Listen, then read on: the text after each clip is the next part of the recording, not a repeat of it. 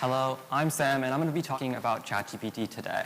So the impact of AI and the impact that AI is going to have in the future is quite frankly unimaginable. And I think we can really come to a consensus on this because of how quickly it's proliferated over the last few months and even years. And so today we're going to be looking at the impact that ChatGPT writing has on academics, and we're going to be comparing those to that of humans and how, again, that's going to impact the academic space. So just to preface, what is a language model AI like ChatGPT? And so, as the name suggests, it models human language, and it does this because it has a huge database of human parameters or human inputs. And these can be anything like books or news articles, and essentially what ChatGPT is doing is it's synthesizing all of these human parameters or these human data points and putting them into a cohesive response to your specific prompt. And so ChatGPT is having huge effects even on our world right now. And one of the best ways to look at this is by, as seen here, looking at where these huge companies are putting their money. And so these companies, such as Google, Microsoft, they're betting on there being an AI-concentric world in the future. And by definition, all of this money is going to continue to lead this growth. And so this is not something that's a new trend. This is going to continue, and we need to be prepared for that eventuality. And so today, as I said before, we're going to be focusing on ChatGPT in the academic space. And so the reason that that concerns me is because I've had a fairly academic-based background. My parents are university professors, and I've been a student for my whole life. So I'm going to be looking at the impact that ChatGPT can have on academics from these 2 points of view. And so again, I'm going to be analyzing the characteristics of ChatGPT writing and their effect on academic. And so my goal is to recognize the limitations or the strength that ChatGPT has now so that we can prepare for the future eventuality. And so in furtherance of my interests, I made a research survey in which 30 individuals participated, and I basically just asked them if they thought an excerpt, which was a response to a college-level prompt, if they thought it was ChatGPT or human, as seen in the second image on the right. And then I asked them, just briefly, to explain why they thought this. And so I used these responses to generate information about what people viewed in the characteristics of ChatGPT and human writing.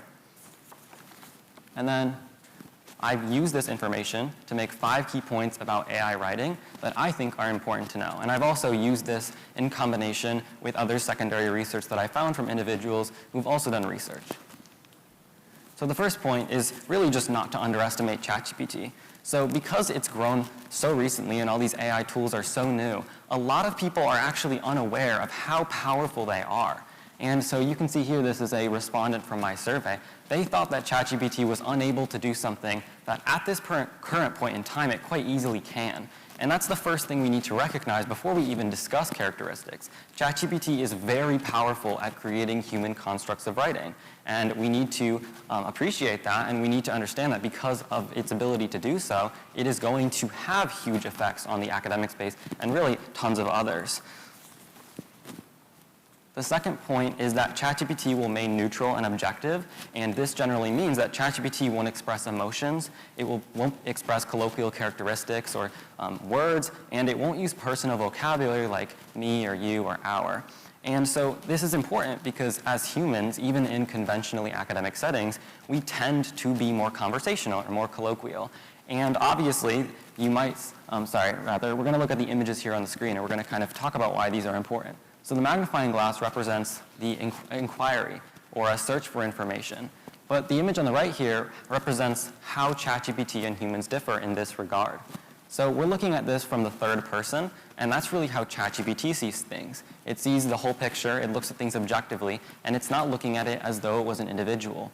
And obviously there are some implicit biases because it's using human data to synthesize these, so it also conforms to some human biases. But it's important to recognize that as a human, we're seeing things through our own lens, or the camera here. And that changes the way we respond, even objectively, to things in academic settings. And so again, we see things through our own filter, our own lens, or our own camera. And we distort the way we write and we converse based on our own view of the world. And so my survey noted that there was a growth in people who noticed that there was a sense of individualism in human writing and a lack in that of ChatGPT writing. And another researcher, Mitrovic et al., found that ChatGPT, as I said before, doesn't use words like we, me, or our, and even other more personality type words like feels like and hate. And so this is important because obviously we recognize academics as a more formal study, but it's these individual expressions of emotion that really make it interesting and change the way that we see two responses. And having a standardized format for all of these responses isn't really going to create an environment where we are excited to learn and university professors and other teachers are excited to read what we have written. So the second point, or the third point rather, is directness. So ChatGPT really likes to answer with breadth and detail, but it will not extend the parameters of the question in any way. And this is very much in contrast to how humans respond to things. We like to deviate. The path on the left here really characterizes that. We don't like to stay focused on the prompt. We like to introduce seemingly random details, and so something that we might not expect.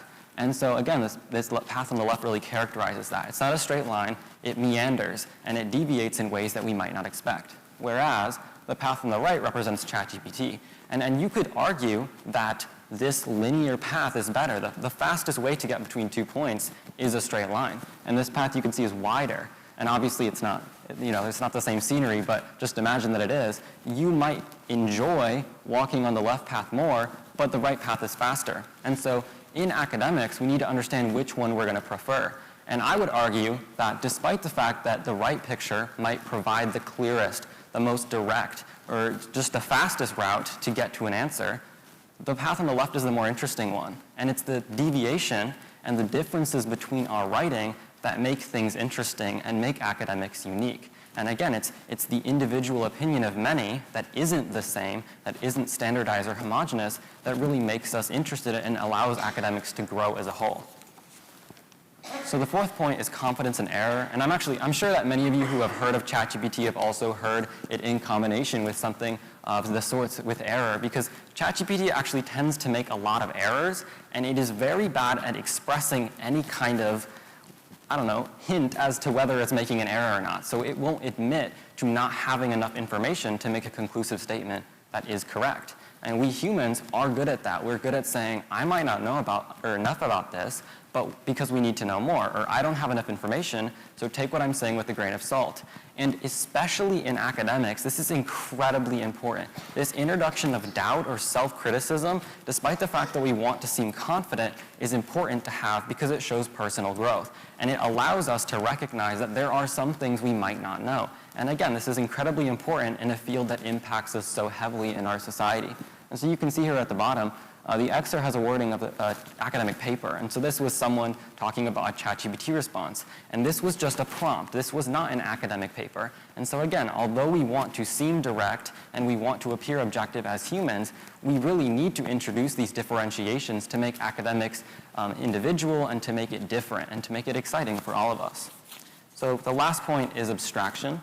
So this kind of summarizes all of the points. ChatGPT is not abstract. We think about how we write and how we perform in academics as human, it's not this linear path like we looked at before. It deviates. We are not all going to do the same thing. And ChatGPT introduces this conformity in the way that things are going to be responded to.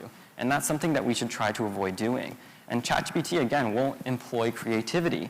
And the common inaccuracies that even human makes, it won't employ. And this is going to lead to an academic world in which everything is the same. And we have no new opinions that are being brought in and are going to continue to lead this curiosity. And so just to recap these 5 points, ChatGPT is incredibly powerful, and we need to recognize that to make progress in the future to compensate for that. But we also need to recognize that with this power comes great responsibility, in that ChatGPT is going to reduce the amount of creativity and the amount of personal expression that we have in academics if we're assuming that it's going to be used, which I think it will be. And so we need to create a solution that is able to compensate for this and is able to allow us as individuals to make these changes and look at things through our own lenses. And that's incredibly important in academics. And so ChatGPT is here and it will stay. And as we touched on in the second slide, these enormous companies are making huge investments in AI, and it will continue to proliferate and grow. But this means, in the same way, that academics, if it's assumed to be used in academics, is going to become less interesting and worthwhile for both students and educators as everything becomes standardized and there are no new unique opinions being brought into this world.